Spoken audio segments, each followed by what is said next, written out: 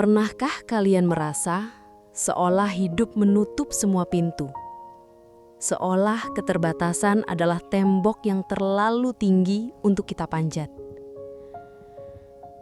Namun, dalam kisah ini aku telah membuktikan bahwa keterbatasan bukanlah akhir, melainkan pintu menuju sebuah kekuatan yang tak pernah kubayangkan. Perkenalkan, namaku Rianti. Aku seorang perempuan yang lahir dari keluarga sederhana di Semarang, Jawa Tengah, 1 Januari 1975. Sejak kecil, hidupku sudah diwarnai ujian. Saat usiaku baru 4 tahun, sebuah kecelakaan kecil dan penyakit polio membuat kakiku lumpuh. Sejak itu, tongkat menjadi sahabatku. Dan sejak itu pula, dunia seakan ingin berkata bahwa aku sudah tidak punya harapan. Tapi hatiku memilih untuk menjawab, aku akan tetap bisa. Masa kecilku penuh air mata. Tidak hanya menanggung rasa sakit fisik, tetapi juga rasa sakit batin, akibat stigma negatif seperti bulian, hinaan dari orang-orang di sekelilingku. Aku sering dilarang keluar rumah, tak boleh sekolah, dan dijauhkan dari dunia karena takut menjadi bahan ejekan. Namun, siapa sangka, dari balik keterkungkungan itu, tumbuh api kecil dalam diriku. Api yang kelak membakar segala batasan. Aku hanya tinggal berdua bersama nenek. Kemiskinan memaksa kedua orang tuaku harus meninggalkanku merantau ke Jakarta. Sebelumnya, orang tuaku adalah masyarakat transmigrasi, lebih tepatnya di daerah Lampung, Sumatera Barat. Di sanalah aku mengalami kecelakaan itu. Pada saat mandi, aku terjatuh dan beberapa minggu kemudian mengalami demam tinggi yang kemudian disuntik saat dibawa ke puskesmas. Dan terjadilah disfungsi di salah satu kakiku keesokan harinya.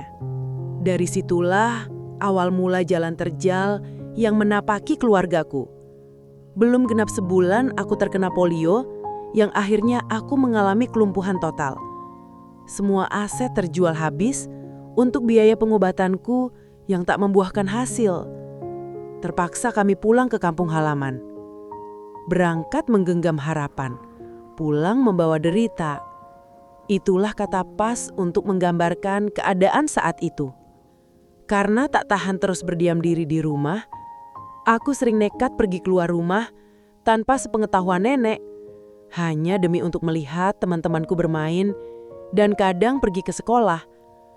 Aku tak diizinkan keluar rumah seorang diri, kecuali jika ditemani oleh nenek jika mau pergi. Karena nenek gak mau jika melihatku dibuli dan dihina. Suatu hari, aku diam-diam pergi ke sekolah yang tempatnya tak jauh dari rumah. Di sana, aku berdiri di luar jendela, mengintip dari balik celah, hanya untuk melihat teman-temanku belajar. Bayangkan, seorang anak kecil dengan tongkat hanya bisa mencuri ilmu dari balik kaca.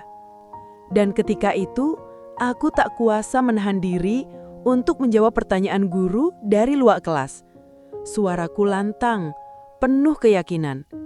Guru terkejut, murid-murid pun terdiam. Saat itulah rahasiaku terbongkar.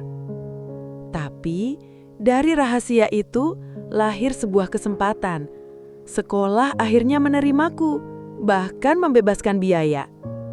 Memang, kadang Tuhan membuka pintu justru lewat keberanian kecil yang lahir dari rasa nekat. Namun perjalanan itu bukan tanpa badai. Tahun 2007, saat semua teman-teman sudah mampu berkarya, produktivitas pun meningkat. Dan dari situ aku kewalahan dalam menampung dan menjual karya-karya mereka.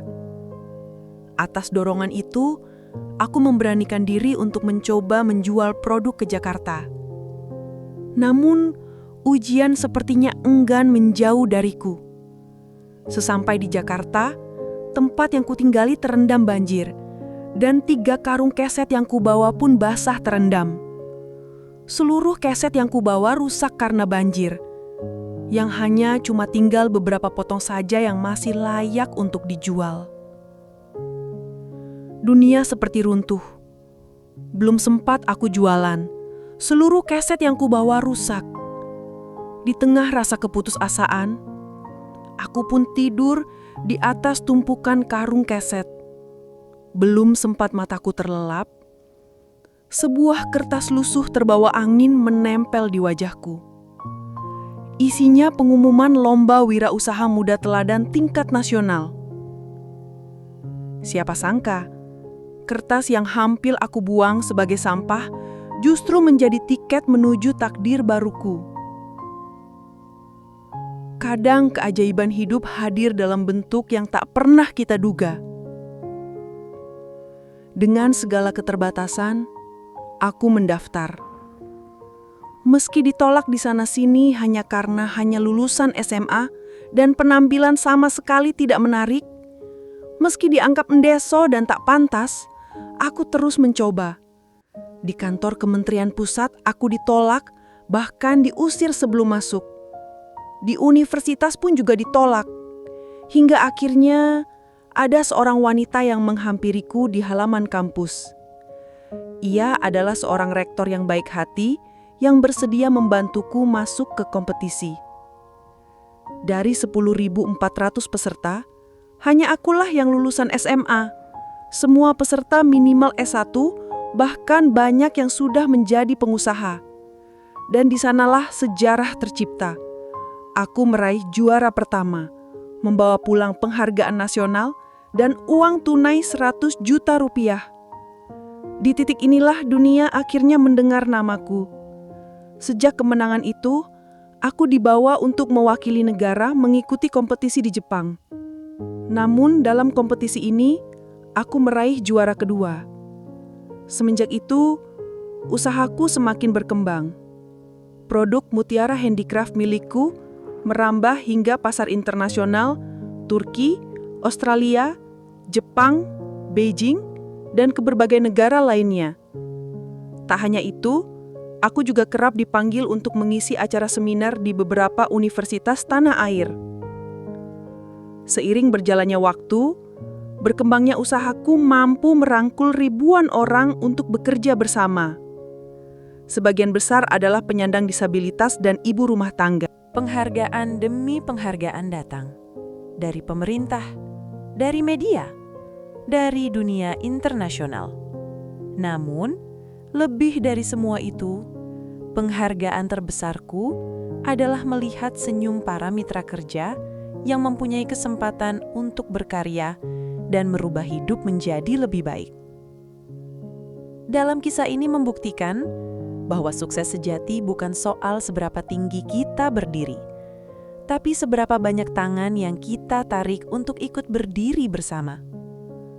Kawan, kisah ini tentang kita semua, tentang setiap jiwa yang pernah merasa terjatuh, pernah merasa tidak mampu, pernah diremehkan. Kita semua bisa bangkit. Aku hanya mampu mengubah tongkatku menjadi kekuatan, mengubah cibiran menjadi prestasi. Mungkin kalian bisa lebih hebat daripada aku. Tidak ada alasan bagi kita untuk menyerah. Karena keterbatasan bukanlah akhir. Ia hanyalah awal dari sebuah perjalanan menuju kebesaran. Terima kasih atas kebersamaannya. Sehat dan bahagia selalu. Sampai jumpa.